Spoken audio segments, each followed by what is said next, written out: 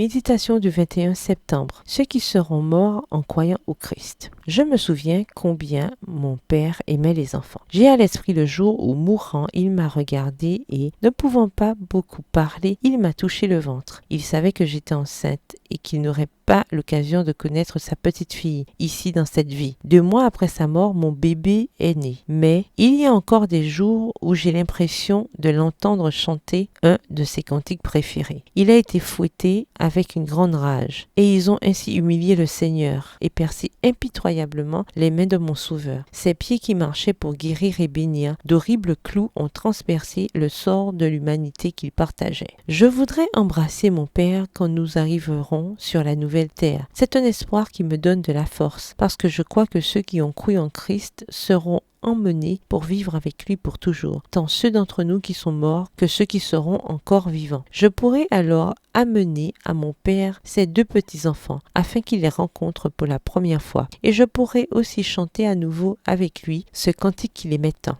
Tout le mal aura pris fin et sera effacé de notre mémoire. Cependant, il y a une chose que nous n'oublierons jamais, parce que Jésus n'effacera pas ses cicatrices sur ses mains et ses pieds. Ellen White dit « La croix de Jésus-Christ sera la science et le chant des rachetés pendant les siècles éternels. En Jésus-Christ glorifié, ils contempleront Jésus-Christ crucifié. Chaque fois que les rachetés contempleront la gloire du Père sur le visage de leur Rédempteur, qu'ils penseront que son trône subsistera d'éternité en éternité et que son règne n'aura pas de fin, leur ravissement s'exprimera par le chant. » Texte tiré du livre La tragédie des siècles au chapitre 40 aux pages 570 et 571. Voilà 2 choses merveilleuses dont nous pourrons jouir sur la nouvelle terre. Retrouver nos bien-aimés que, malheureusement, nous avons perdus ici et célébrer avec le Seigneur la vie qu'il nous a donnée grâce à son sacrifice sur la croix. Quelle merveilleuse espérance pour laquelle vivre! Verset du jour, ceux qui seront morts en croyant au Christ se lèveront les premiers. Ensuite, nous qui serons encore en vie à ce moment-là, nous serons enlevés avec eux au travers des nuages pour rencontrer le Seigneur dans les airs. Et ainsi nous serons toujours avec le Seigneur. 1 Thessaloniciens 4, les versets 16 et 17